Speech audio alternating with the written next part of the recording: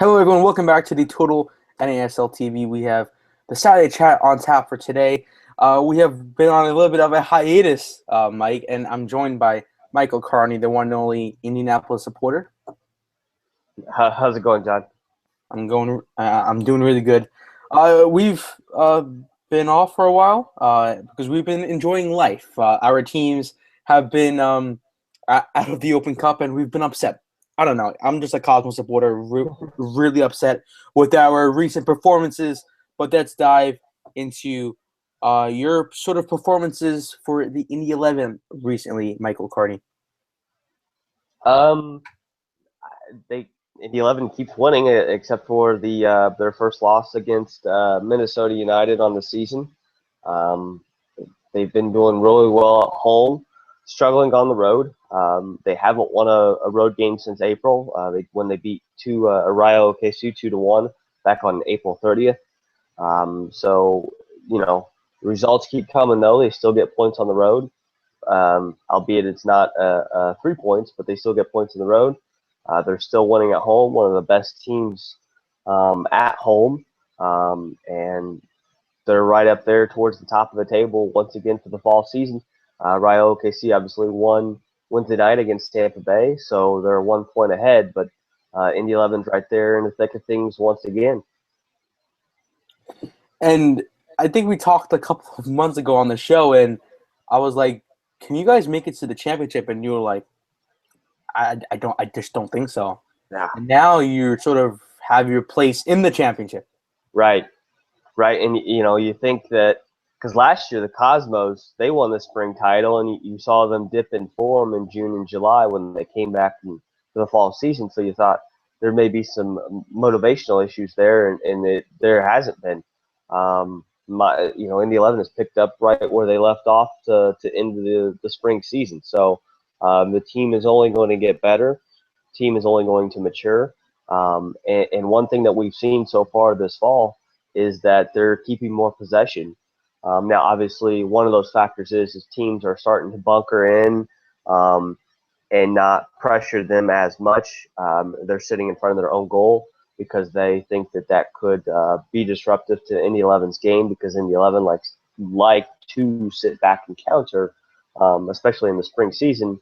And now all of a sudden they're keeping more possession, but also keeping more possession in the middle to final third, and they're still able to beat teams. So, and also another thing you're seeing is that Indy 11 is a lot more creative in that final third. There's a lot more combinations, a lot more give and goes and patterns of play, whereas in the spring season they relied heavily on crossing and finishing. Now these last couple games, especially against Minnesota and against FC Edmonton, there's been some issues with the back line. With differences in philosophies between the defenders and goalkeepers. Goalkeeper, I should say, because John Bush is the only one playing right now. But I think they'll be able to ride that ship now that Colin Falvey is back, the captain, and is fully fit to play. So, yeah. And your new signing of like weeks ago, Yeah. he's making a big appearance within the team, correct?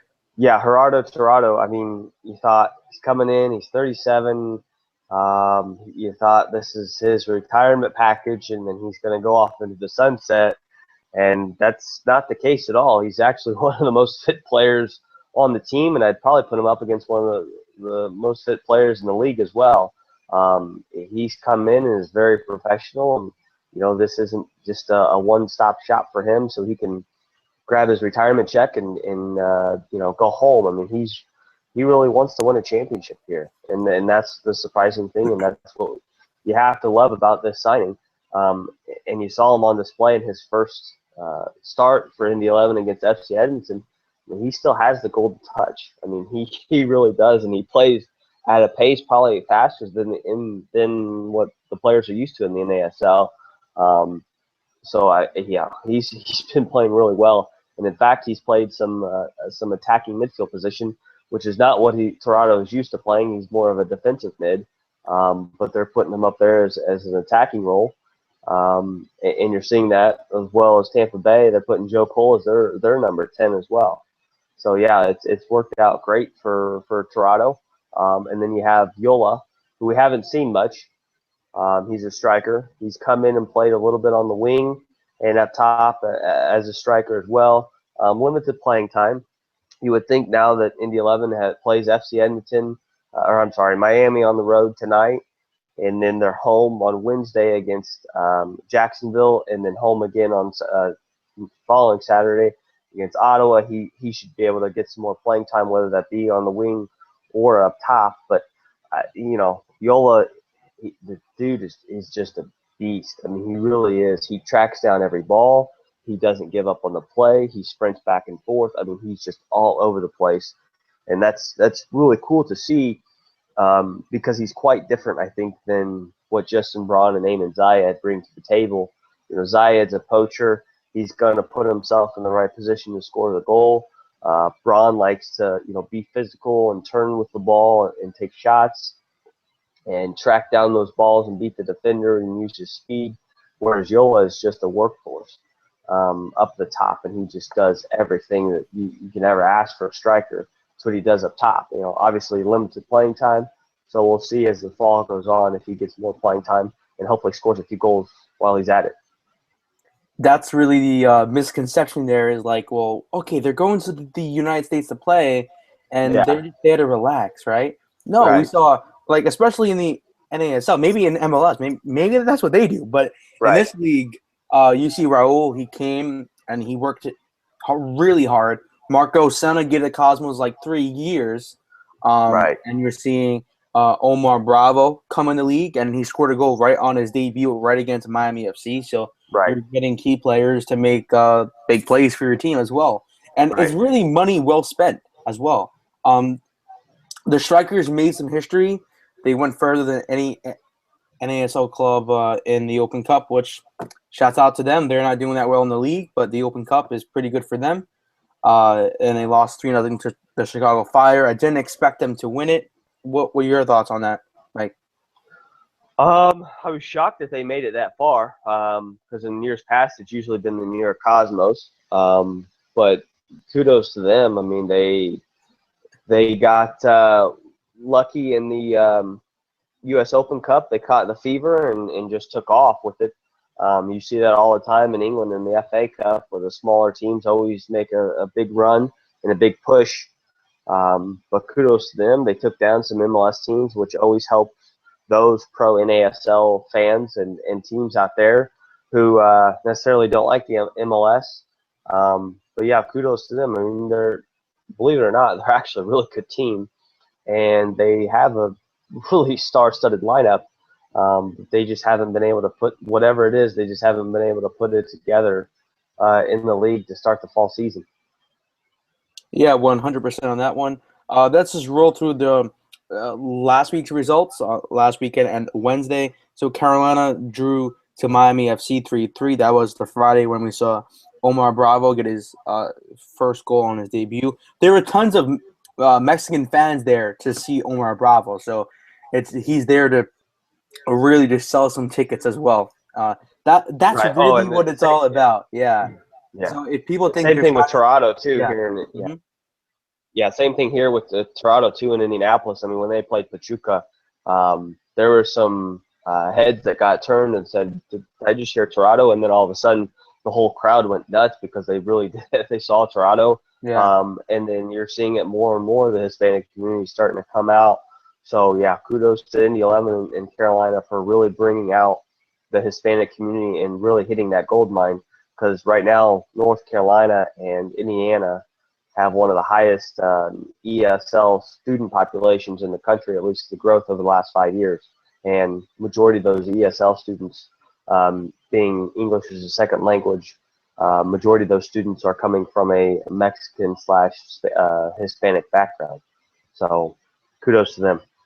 But the problem it's a great thing to have these new fans come in. But I saw this when the Cosmos got Raul, right? So you would think that these fans are coming to support the team. But with the Cosmos, and I don't know if this applies to the other teams that we're talking about, but with the Cosmos, these Real Madrid fans came just to support Raul. And then that's all. They were a Raul fan. They weren't a Cosmos fan. And then once Right. Rayo left, they weren't a fan of the club anymore. So I think the problem that they have is that they need to convert those fans of that one player to support the team rather than just that one player. You know what I mean? For Right. the future of the club. If you love soccer, you should love that team, your local Right. team. So I don't understand that mentality at all. But moving on, Jacksonville, they lost. They were playing in, I think it was like over 100-degree heat, which I don't know why they were playing at like 5 p.m. But Ottawa, they're used to the cold, and they won for somehow. I just don't know. They won 2-0. Indy, you guys beat FC Edmonton. Shouts out to you guys. Puerto Rico beat Rayo OKC 1-0. Puerto Rico FC has a great side, and I really think I'm expecting a lot from them. Maybe not this season, but next season because they have former NASL players. They have Evans Frimpong. He played for the Rowdies. I think he played for the Strikers, I believe, once. They have Paulo Mendez. He used to play for the Cosmos. Yep. Pedro Mendez used to play for the Silverbacks. They have a former Strikers goalkeeper as well. Yeah. He's their number one goalkeeper. So you don't see a lot of clubs kicking in NASL experience, but they are. The Rowdies and Cosmos draw 2-2, which that's a big controversial match that we will talk about. Minnesota beating Fort Lauderdale 3-1. So they got it beaten against Chicago Fire midweek. And then they just go to play Minnesota and then they lose again. I feel bad for Fort Lauderdale. And then midweek, Ottawa hosted the Railhawks and they beat them 2-0. The Cosmos, they lost once again to the Eddies 2-1. Rayo OKC midweek beat the Rowdies 1-0. And a question to you, Mike: do you really like midweek matches, or would you do away with them if you were the commissioner and keep your Saturday and say Friday matches? In terms of Friday matches, I don't know if they're drawing as many people as I think the league and the teams like or hope that they would. Just every Friday night match that I've seen. Now, I can't speak on the Carolina match that was Friday night because I didn't see that one. But the previous ones, it didn't look like there was that many fans there, and there wasn't that much interest going into the games. In terms of Wednesday nights, I like them because people are able to get off work and go to the games. It's just sometimes it's a struggle when you have a Saturday game and then you're going through the week and then you have to Wednesday night and then go back in Saturday and go back to the stadium. It just, especially if there's a rain delay like there was the other night with Indy 11 in Fort Lauderdale, 3-hour rain delay. People can't go to the game now because of the rain delay, because of work. And I think if you keep them on Saturday or Sunday and they have a rain delay, people will stay because they have nothing else going on the weekend, or they're able to stay because they don't have to get up and go to work the next day. I like it and I don't like it at the same time. I mean, it's nice, but I still love the Saturday, Sunday games. I really do. I still love weekends or soccer on the weekends. It's just there's so much going on, I think, in people's lives on the weekend or the weekday. It's hard to get out to a game. I mean, unless it's baseball and it's every single day, or it's basketball and they play every 2 or 3 days, or they play 3 games in a row. Yeah, it's different, but I still like the Saturday, Sunday games, and I think that's when the revenue for the teams really come in. Compared to the weeknight, it's a struggle. I think for a lot of fans to get out there to the games during the week, but that's just me. I think midweek, you're playing more to a TV audience, right? So I think we're not really going to get that much people to the team. I mean, that's a sad thing to say, but I think that's just where we are at the moment. Is it's a Wednesday night. We may get a couple thousand people, but if things go wrong or if it's too late, they're going to leave, right? But I think it's more of maybe that's put a match on Wednesday night that really would not be important on the weekend. So for example, say you pick like the Eddies playing against Ottawa, for example. That should be a big match in Canada, but you put it on like a Wednesday night And now, since the league has 3 TV deals, they had 3 games every Wednesday night, and Right. those were all playing to a national TV audience. So I think Right. that's where it's so appealing, is because those networks don't have probably a lot going on. So Right. we saw this past weekend, like the Cosmos were on One World Sports. You had Ottawa, Carolina on on beIN Sports. So massive audiences on those networks, and uh, I think that's what you're playing at. But I understand Wednesday nights you won't get that many Yeah. people, but Saturday night, I think it's more it's more likely for the clubs to make their money back on Right.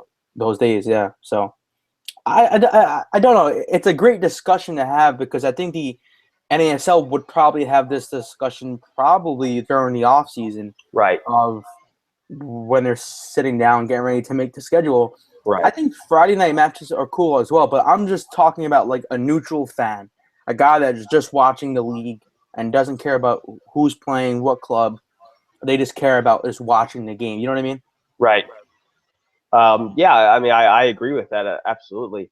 I don't know how much the teams are making off the TV deals, but that brings up a good point, where Wednesday nights are an opportunity for the TV fans to really tune into the game, especially if those fans of the NASL, say they live in Missouri or Kansas and they follow Yeah. the league and they don't have a team to, really follow, or they're one to call their own. So they just watch whatever game they want to, and a Wednesday night match is perfect for them.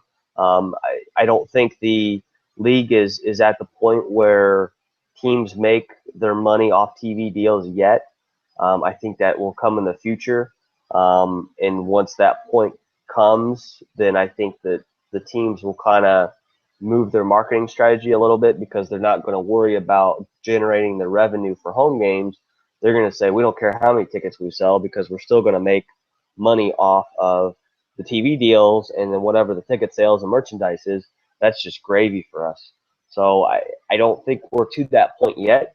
But once we get there, I think that you'll see a change. But yeah, for right now, I agree with the TV sort of deal on Wednesday night. But it's just it really is a struggle, and it's hard, I think, to sell to a lot of fans Wednesday night game right after a Saturday or Sunday match to come back into the stadium, especially during the week when everything's going on. But I agree with that. I mean, if they enjoy their time the first time, it Yeah, might be an easier sell to get them to come back. yeah, Uh, Talking about how much money they might make, the Premier League is making over $1 billion. Hopefully, yeah, we can have that in a couple of years. yeah. Each team gets like $100 million, and Cosmos can go out there and buy Messi, right? Yeah, that TV deal is not coming towards the United States soccer in any way, shape, or form. Uh, I don't think ever, but we'll see. I mean, hopefully you're wrong, because I would like to see like like imagine each team just having like the biggest budget ever, right? And we would fully see how much money they actually have. Right now, we're like, I think the Cosmos have some money. You know what I mean? Uh, Right. so I don't know. Moving on. Let's preview this weekend's matches. Fort Lauderdale against Jacksonville. It feels like the Florida teams play against each other like every day. Like every time I look at the schedule, it's like, oh, they're playing another Florida team. No offense to the Florida fans, but it's going to be a good match for sure. I just feel it is going to be a great match. Fort Lauderdale, they're playing in. I mean, Jacksonville is playing at Fort Lauderdale. Logie's going to be traveling to that one, hoping that the Armada get their first away win. Mike, is it going to come? Well, I am predicting Jacksonville wins their first road win. I'm predicting a 1-0 victory over the Fort Lauderdale Strikers. Yeah, that's a stat that just keeps popping up and coming up to the surface every time Jacksonville goes on the road. They haven't won a road game yet. It'll come eventually. They have a quick turnaround because they play Wednesday night in Indianapolis. But I do see them picking up their first road win in franchise history against the Strikers. Especially given the Strikers' on and off the field issues. And the Strikers I don't know. I don't know about the players, but I know the fans and the club and former players and former staff members, they're really going to be up for this game for the Strikers, because this is the last game for the Strikers to play at Lockhart Stadium before they move into the Cricket Stadium. So there's a lot of history there. So I'm sure there's going to be they're going to take a lot of pride in this game. But I see Jacksonville coming away with a 1-0 win. A lot of people, I think it was last week, a lot of Armada supporters went on Twitter and they were calling for Tony Meola out, right? Hashtag Meola out.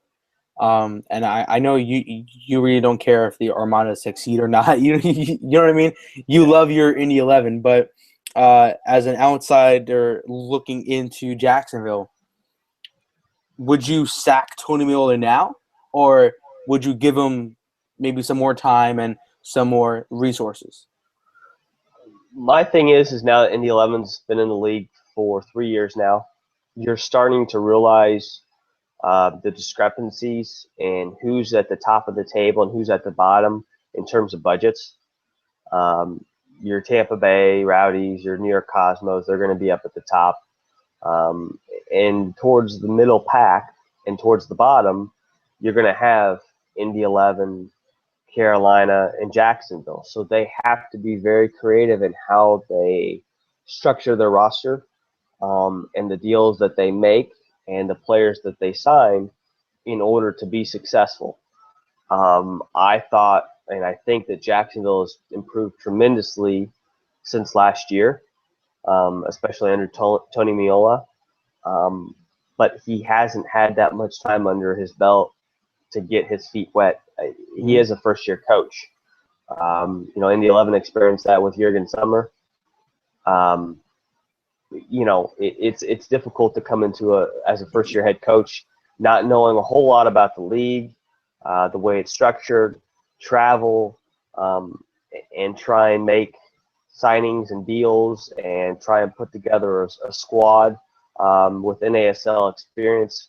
And I think a little bit because they sold one of their best players to Miami. I think it shows that they were a little bit strapped for cash. And now they've gone out and I think improved their roster completely. But he needs more time. I mean, you're going to experience that under a new head coach. I mean, yeah, Tim Hankinson and Indy 11 were able to turn it around quickly because it come to find out Cleberson was, taking so much money away that no fault to him. He got injured. But now that he was gone, that freed up, so much of the budget that they were able to go out and buy experienced players. I think they're in the kind of the same boat as Jacksonville and Carolina, where they just have to be so creative and get so much out of their players week in and week out. So yeah, I think he just needs time. I really do. At any given point, a team can catch fire and a team can go cold. So he just needs some time to really not just necessarily apply himself, but really get his feet wet even more, and figure some things out with his coaching philosophies, with his roster, and with the league. So it'll come. I think if he stays on through the rest of the season and Jacksonville retains him for next year, I think they're going to be really good next year. But they're hitting some bumps in the road right now. But I think the future is bright for Jacksonville. Would you be shocked if he got sacked, say right after the season ended? If they finished, last place and they lost every game, from here on out. No, if they never won an away match, right? Yeah. Not necessarily win an away match. I mean, most teams are, play for a draw on the road anyway. You're seeing it in the 11. They haven't won since April, but they keep, getting a draw, getting 1 point every match on the road since then. So that helps. So I mean, it's not do or die. I think if they lose every game on the road, but they have to collect points somehow if they want to make a push.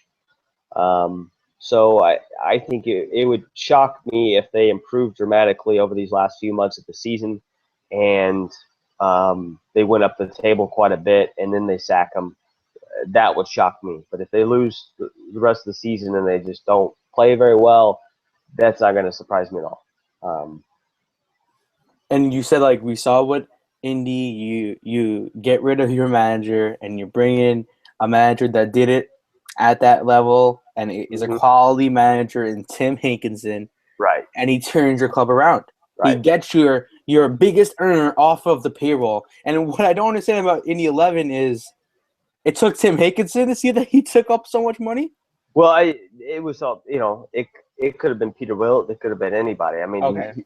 who knows? I mean, his contract was up at the end of last season, so to be able to to get him off the roster, they weren't going to re-sign him, and that freed up all that space.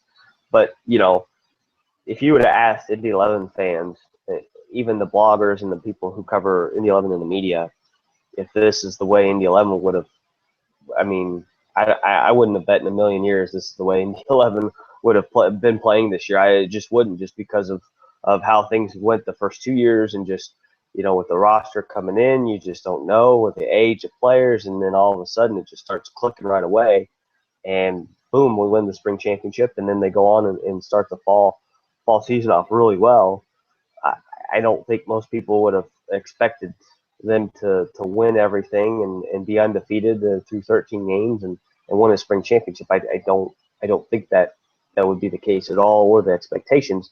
Yes, sure, it'd be nice, but now we're in this. Now they are in this situation, and it's awesome. But wouldn't have guessed that in a million years that would have been the case, because there would have been growing pains with any new head coach and any new philosophy and any Yeah. turnover roster. So.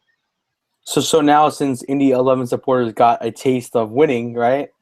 Yeah. Next year, before the season starts, are you sort of? And I know you're not thinking about next season. This season Right. isn't over yet.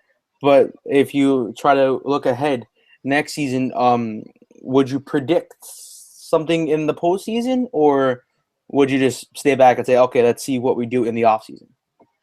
I think that's so far away, you can't really predict it, in my opinion. I mean, there's so many variables at play. Who gets injured? Who starts? Yeah. Who gets so many appearances that they're able to be retained for next year? How many more games they win, lose, draw, contracts? It just, there's so many variables. Who knows? But it can't get worse, right? Any 11 Yeah. supporters are I don't know, more happy than Cosmos supporters right now. Ottawa Fury taking on the Tampa Bay Rowdies. I want to go with a Fury victory here, Mike. They've won the past two matches, I believe. They went to Jacksonville, beat Jacksonville 2-0. They beat Carolina at home. I'm going to go with a 2-0 Fury victory. They're going to go up against Tom Heineman, Joe Cole. Joe Cole's on fire, man. He's the real deal. And they are going to have a tough time, but I feel the Fury are going to win this match. Well, after Wednesday night's loss to Rayo OKC, Tampa Bay has now become one of the worst teams in the league on the road, and they're really struggling away from Alling Stadium.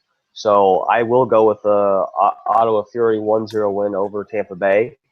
I think Ottawa, surprisingly, is firing on all cylinders right now, given the fact, even though they got rid of Johnny Steele and that was one of their best or better players, they're starting to get things going as well. So, and they're starting to make their push. So I'm predicting Ottawa wins this game 1-0. And Teo said on the show, I'm not expecting anything from this season. He said something like, we're not going anywhere, and so on. And Paul Dalglish, the Fury manager, he's so open to the media, to the fans, even via Twitter. He would come out and say, and he would talk about like the loss.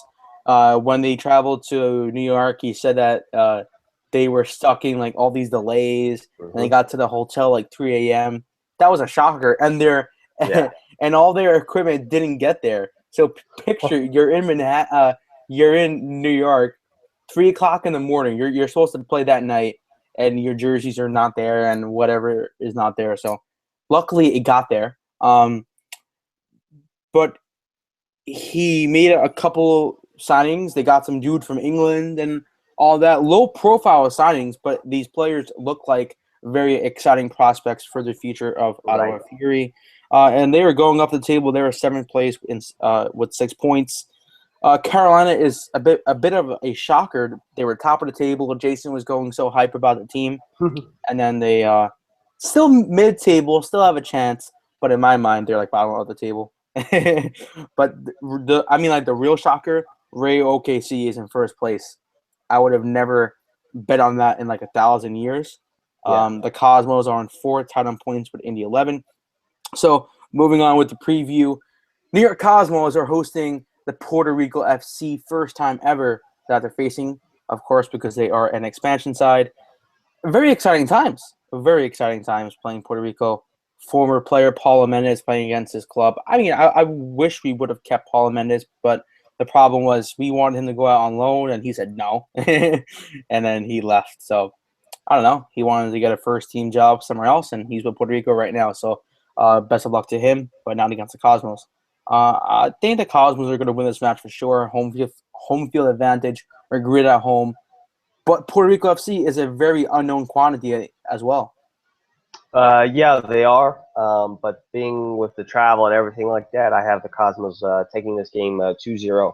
But yeah, to your point, I mean, the Puerto Rico FC has put together a respectable roster. And I think some of these expansion teams that are coming in, Jacksonville, Ottawa, Indy 11, their first season, they really didn't have a whole lot of players that had experience in the NASL. But you're seeing Puerto Rico FC has learned, I think, from those other teams and has said, well, we need NASL experience. And they have the Mendez twins. They have a goalkeeper who's played for the strikers.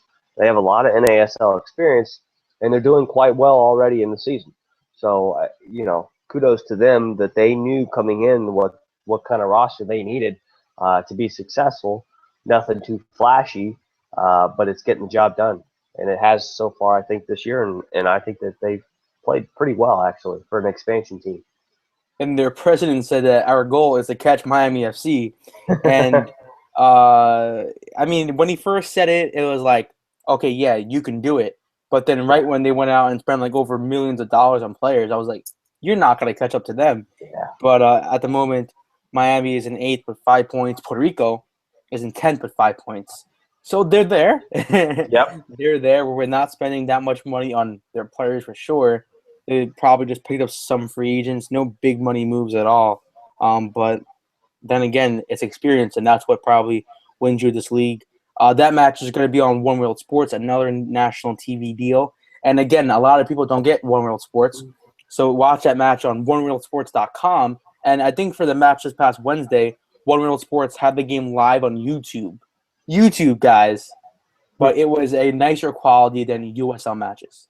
So we'll just put it like that. I think the Cosmos are going to win like 3-0 because we're just going to like slaughter Puerto Rico FC in the match. Miami against Indy. Mike, I'll let you do the honors. Well, thank you, John. I have Indy 11 taking this one 3-2.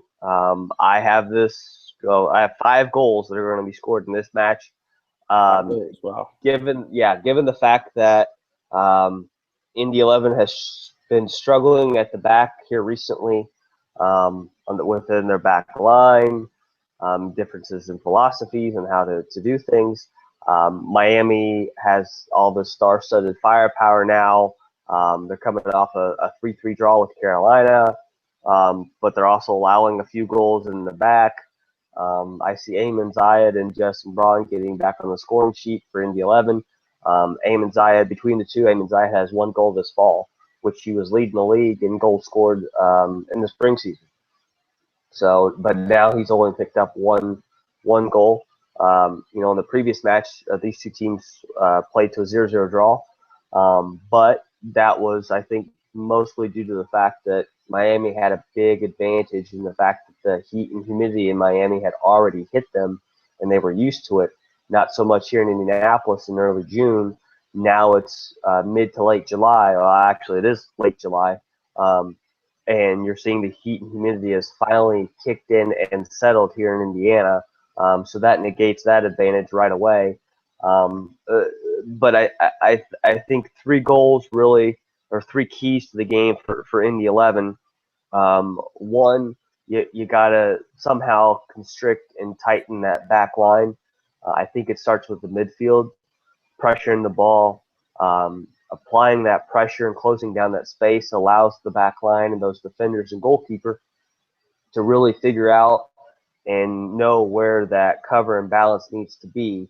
And I think if the midfield starts applying the pressure and closing down space, that eases some of the pressure off the back line, and they're able to do extra things and give that support and that cover, and then eventually that balance. Continue what they're doing in the final third. I thought against FC Edmonton, yeah, they only scored 1 goal, but I thought they were very clinical in that final third with their combinations, with their patterns of play, and with their crossing. I thought that they were that was probably the best match that they had in the final third, besides their 4-1 win against Carolina. So I think that, clinically in that final third, they're improved dramatically, even though the goals have not come as much as I think people would like. They're really good in that final third, and probably the best that they've been all season. And now you're seeing that they're starting to keep more possession in that mid to final third as well throughout the game, and starting to beating teams in that possession category, which possession percentage doesn't mean anything anymore, really. It's what you do with the ball, and they're really focusing on possession for penetration rather than just keeping possession for possession like a lot of teams do. And I think the third key to the game for Indy 11 is keep designing and creating set pieces that allow players like Greg Janicki and Nemanja Vukovic to be free on that backside and be able to go up for those free headers and knock them into the back of the net. Janicki, call him the Giant from Michigan, is starting to become the expert in set pieces and scoring with his head. Has 3 goals to his name this year. 2 have come from his head, both against FC Edmonton. But if they continue to create those set pieces and free him up, and Vukovic, who can put the ball in frame with his head as well, Indy Elevens is going to be very, very successful and deadly on set pieces. So those are the 3 keys I have for the game here for Indy 11. Miami is a good team. At times unrecognizable, I think, because of how many players that they've been able to bring in. Poku is a defender, yet he's playing as an attacking mid, or at least he did this past game for Miami against Carolina. So who knows? But I think Indy Elevens is going to get their first road win since April 30th against Rayo OKC. I think this is going to be a really, really, really, really great match to watch. It really is going to be. That's why it's on beIN Sports, guys. This is like free marketing for this league. Like, Yeah. I think the last match on beIN Sports, it was Minnesota against Indy when you guys scored so many goals back and forth. That was a great match, and I really don't like Indy 11, but I actually sat down and watched that match, and it was a great match.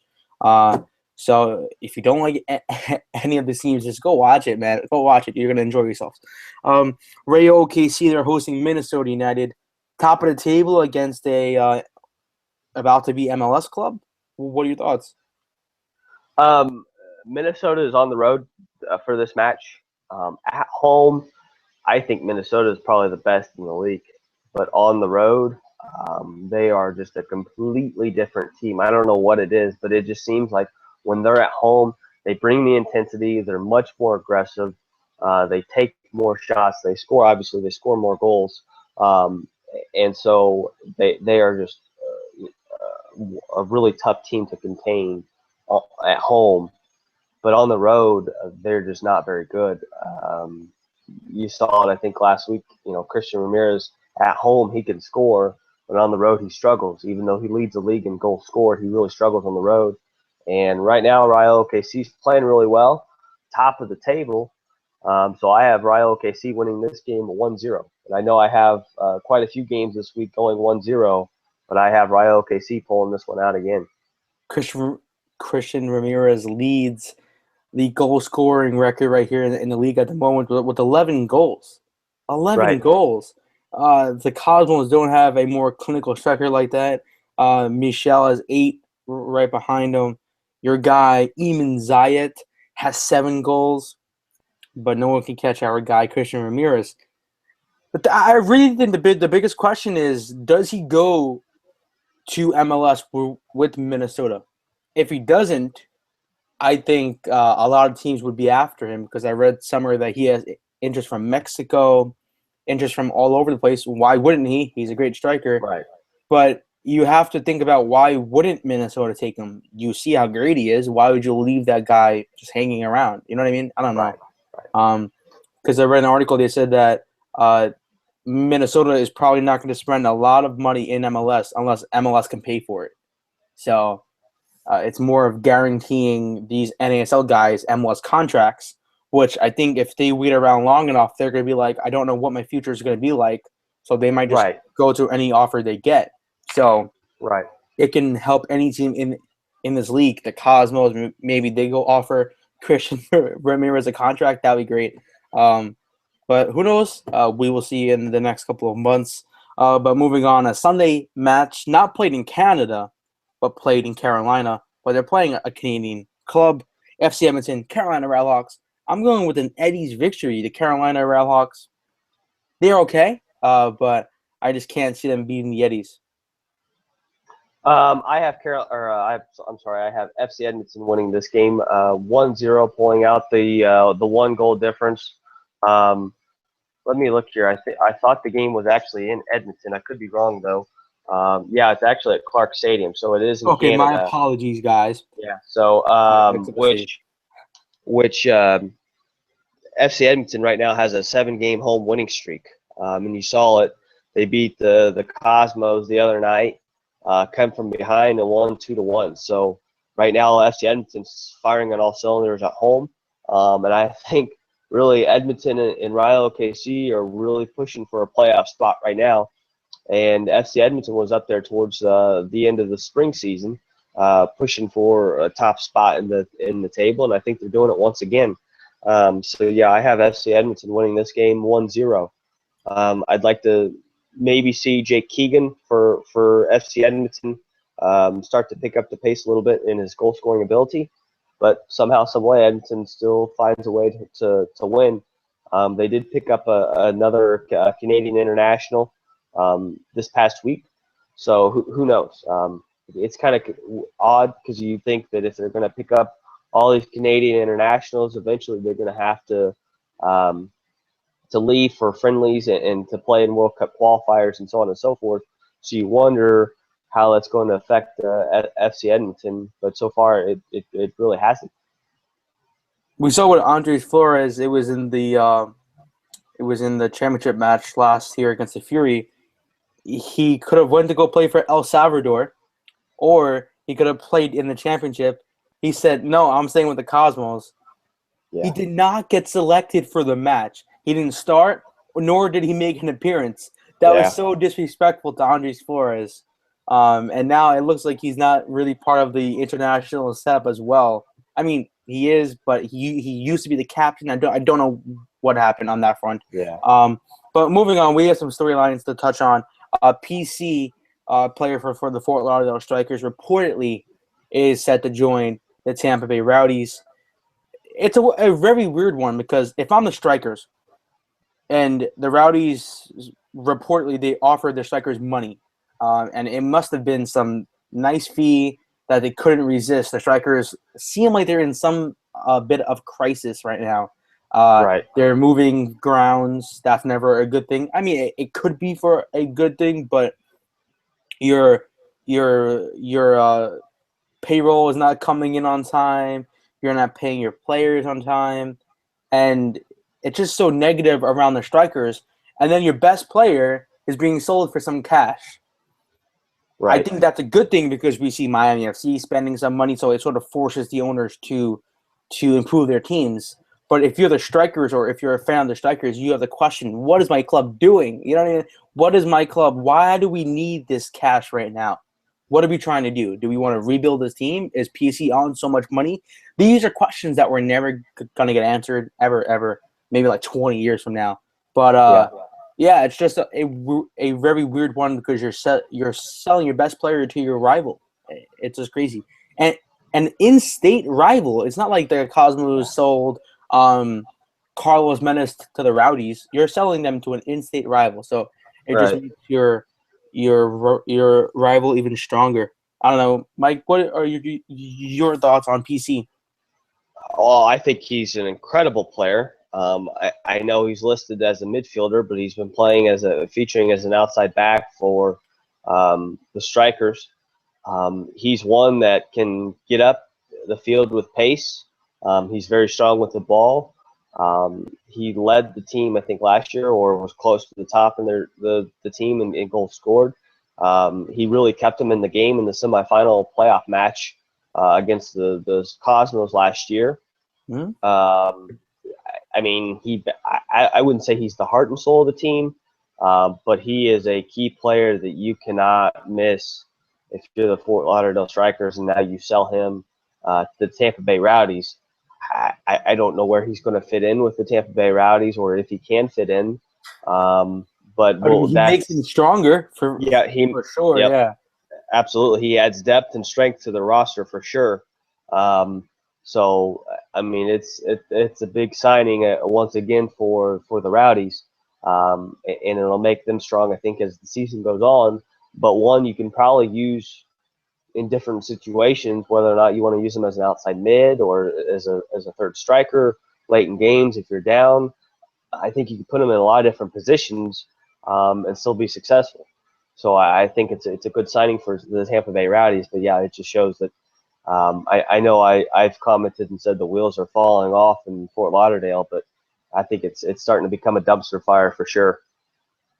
Yeah, it's really sad, but is this a big issue in the league when you put so many clubs in one state really close together, right? So we see Fort Lauderdale and Miami. They're I think a 30-minute difference of how far they are. So they're really fighting for the same fans.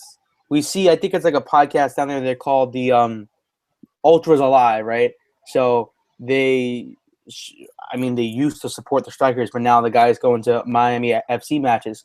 So is it more of a let me support the Strikers or Miami, or are they supporting both clubs? You know what I mean? Because it's a weird one. Because say the Cosmos, they play in Long Island, and say a team moved to Queens, on the way to the Cosmos match, it'll be crazy. You know what I mean? You're fighting for the same fan base.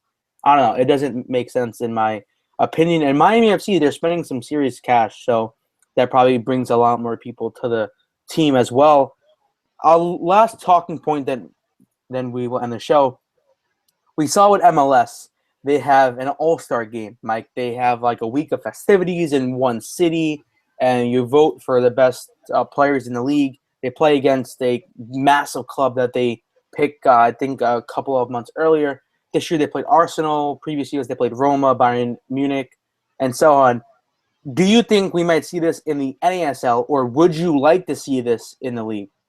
Boy. I think it's more of and this is where I have this debate sort of in my head. It's that I don't want anyone to Americanize the sport, right?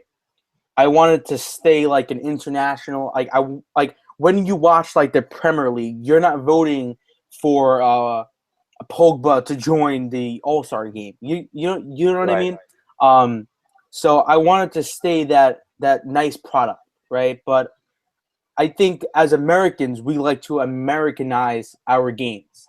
And we saw this with the leagues back in the day. And I think that's where the debate comes of, should we have an All-Star game or should we not have one? But I think it would promote the league as well. You would have a week off, and you can just come together and sort of promote the brand as well. So I don't know. What are your thoughts? Every big professional league, I wouldn't say big, even small semi-pro leagues here in the United States has an all-star game, regardless of the sport. Basketball, baseball, football, hockey, everybody has an all-star game. Who they play and how they vote for those players is all different. But they always have an all-star game, and it's, yes, as you said, it's Americanized. Does it bring in a lot of money and a lot of press and a lot of fans together? Yes, it does. Can the MLS do it? Or I'm sorry, the NASL do it? Yes, because there's a break in between the spring and fall season. Would I like to see them do it? No. I think the MLS has that. They have that grasp on the All-Star game. Let them have it. I just think that the NASL is different. They market their players and their teams different. I would rather see individual teams, whether that be the New York Cosmos, Ottawa Fury, the Armada, whoever, bring in big teams and play them in friendlies rather than just have an all-star game and bring in one team over and then that's it. I would rather them have several friendlies between that break. You saw who Carolina played in West Ham United. Indy Elevens played Pachuca, the champions of Mexico, and the list goes on and on and on. Mm-hmm. I would much rather see that than an all-star game. Yeah, you're totally right. It brings a lot more people to the league, like to watch what is on show for that night. But I don't know. It's a very weird one because it just goes back to, do you want to copy MLS? Because that's what you're doing. You're going to be copying MLS and all Right. the other leagues as well. So I don't really know. I want to see the league stay as it is. I want it to keep intact. I want like foreigners when they come here to support the NASL because that feels like home for them. You know what I mean? Rather than Right. like, what's the All-Star game? We don't have that in Italy, right? So I don't know. It's a weird one. We will have a poll in the top corner to see what your guys' thoughts are on the All-Star game because I don't know. Maybe Bill Peterson is considering this right now. We don't know. Maybe he's thinking about expansion. Maybe he's thinking about something else. We just don't know. Expansion. We have the Deltas coming in next year, so that should be very exciting. They secure their home as well. They have their logo. Just waiting on some players, some kits, and that would come probably later on in the season. Correct, Mike? Right? I would assume it would come in over the winter time after the season's over with. I don't know. I'm not up to. I don't stay up to date day to day at least with the Deltas and what they're doing until they probably over the winter time and once they start announcing players and kit deals and all that stuff. I don't know what's going on day to day in San Francisco. Even though I didn't leave my heart there, I don't know what's going on in San Francisco right now. It'll be interesting to see how teams travel there to the West Coast. If this brings in more interest in the NASL on the West Coast, if there's more expansion talks and more teams come to the West Coast, and I think the guys up in FC Edmonton. The oil company guys, I think they were saying that this is actually like going to be their closest road trip. Is actually going to be San Francisco. So think about it. Edmonton, Alberta, your closest opponent is actually in San Francisco. So I think they're welcoming that with open arms up there. That's a fun away trip. Yeah. So that'll be interesting to see. But yeah, day to day, I'm not quite sure when they're going to release all that stuff. I would think it'd be over the wintertime. But if the league accepts the Deltas, like they're coming in next season, wouldn't you think they would add a couple of more opponents around the local area there? Or you think it's too late because we're in like almost August? Why would you announce a club now? You know what I mean? Because they don't have months and months of exposure. Because when the Deltas got announced, a lot more people in the area might know about them. People like I don't even live in San Francisco, and I know who they are and when they're coming in the league. So I think if you accept, say, 3 teams on the West Coast, they lost time. They lost marketing time. They lost everything. They lost trying to get people in to do some jobs within the club. Right. Well, Rayo OKC had 4 months to put a team together, and they did it, and they're pretty good right now. So, and they're top of the table, so it doesn't matter, right? It should be, I think, 18 to 24 months, I think, would be a good timetable to put the team together. And I think that's even pushing it there. Rayo OKC did it 4 months. The league, I don't think, wants anybody to do that again. They did it. But, yeah, I think you're right. I think you will have to wait till the wintertime to see if teams want to come in, and if they do, 2018 at the earliest. But I think the most likely expansion team to come in following the Deltas would be Chicago. But Yeah, and I think Chicago, I think we missed the deadline, right? Because I think Peter Wilt said we have like 7 weeks until we can secure our home, if I'm correct, right? right. Yeah, And I'm I not. don't think they reached that, or no. Yeah, I'm not quite sure on that deadline and what that all entails. I'm not quite sure on that one. Well, Peter Wilt, he sent me these nice Chicago NASL, what do you call them? Coasters? Yeah, coasters, and it says Yeah, like tweet your ideas to at Chicago NASL. Where do I want them to play? yeah. I don't think my opinion matters. 'Cause I don't live there, but yeah. So thanks, Peter, for that one. Soccer for our city. www.chicagonasl.com. Support Chicago NASL. They are gonna have the best club in the world. No, I don't know what I'm saying. But thank you everyone for tuning in. We are back, guys. We are back, and are even stronger. Mike even like buffed up for you guys. No, I'm joking. We are back. We are back. Vote in the corner. We will have a vote for you guys. Would you like to see a NASL All-Star game? No, not MLS. And you can comment below with the ways you would like to see a NASL All-Star game. And I think it would be even cooler because you can get like all the fans in one city. You can get all the fans in one city. Promote that like the hell out of that city. It could be a neutral city. It can be like Edmonton. I don't know why you would have an All-Star game in Edmonton, but I'm just throwing one out there. But I think we can't get to that part yet until each team has their own stadium. No, because it would be weird to say, okay, everyone can go to Hofstra. It's an All-Star game there. I don't know. We just have to wait and see what the club. I mean, what the league does in the future. So thank you everyone for tuning in. Subscribe, like, comment below as you see fit. Thanks, Mike, for coming on. Go Cosmos. Go Indy 11. Hopefully Indy 11 loses. But if you guys keep on winning, then we're not gonna win the league. So, any last thoughts? Nope, that's it. Good luck to all the teams this weekend. Safe travels to all the fans that are traveling on the road, and watch soccer and more soccer, and just keep watching the NASL.